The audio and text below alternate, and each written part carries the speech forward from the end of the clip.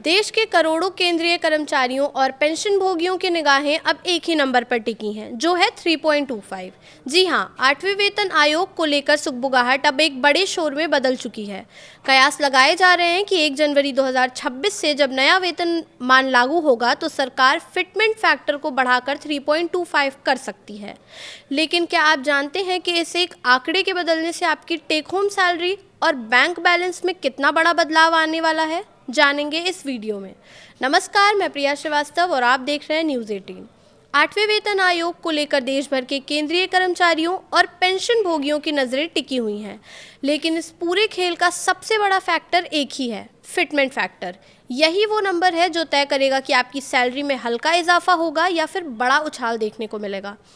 सरकार की तरफ से अभी अंतिम फैसला नहीं आया है, लेकिन चर्चा इस बात पर तेज है कि फिटमेंट फैक्टर 2.5 से बढ़कर 3.25 तक जा सकता है। अगर ऐसा होता है तो नए वेतन ढांचे में कर्मचारियों की जेब पर सीधा असर दिखेगा। फिटमेंट फैक्टर दरअसल एक मल्टीप्लायर होता है जिससे मौजूदा बेसिक सैलरी को गुणा करके नई सैलरी तय की जाती है। 7वें वेतन आयोग में ये 2.57 था, जिसकी वजह से सैलरी में एक तय पैटर्न के तहत बढ़ोतरी हुई थी। अगर इसे बढ़ाकर 3.25 कर दिया जाता है तो इसका सीधा मतलब है कि कर्मचारियों की बेसिक सैलरी को पहले के मुकाबले ज़्यादा गुणा किया जाएगा। इससे शुरुआती स्तर पर ही वेतन में बड़ा जंप दिखाई देगा। मान लीजिए किसी कर्मचारी की मौजूदा बेसिक सैलरी 18,000 रुपये है, जो 7वें वेतन आयोग का न्यूनतम स्तर है। अगर फिटमेंट फैक्टर 3.25 लागू होता है तो यही सैलरी बढ़कर करीब 58,500 रुपये तक पहुंच सकती है। इसी तरह 25,000 रुपये बेसिक पाने वाले कर्मचारी की सैलरी लगभग 81,000 रुपये तक जा सकती है।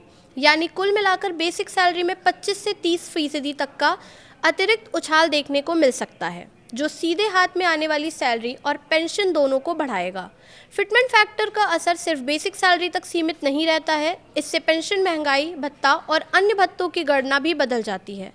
जैसे ही बेसिक सैलरी बढ़ती है, उसी आधार पर डीए और अन्य अलाउंस भी बढ़ जाते हैं, जिससे कुल इनकम में और ज़्यादा वृद्धि होती है। पेंशन भोगियों के लिए भी ये बदलाव उतना ही अहम है, क्योंकि उनकी पेंशन भी इसी फॉर्मूले से तय होती है। सरकार ने 8वें वेतन आयोग के गठन की प्रक्रिया शुरू कर दी है और 1 जनवरी 2026 से नए वेतनमान लागू होने की उम्मीद है। हालांकि पिछला ट्रेंड बताता है कि वेतन आयोग की सिफारिशों को लागू होने में समय लगता है। 7वें वेतन आयोग को लागू होने में करीब 2.5 साल लगे थे। ऐसे में इस बार भी कुछ देरी से इनकार नहीं किया जा सकता। फिलहाल इस वीडियो में इतना ही। ऐसे ही और वीडियोस के लिए देखते रहिए न्यूज़ 18।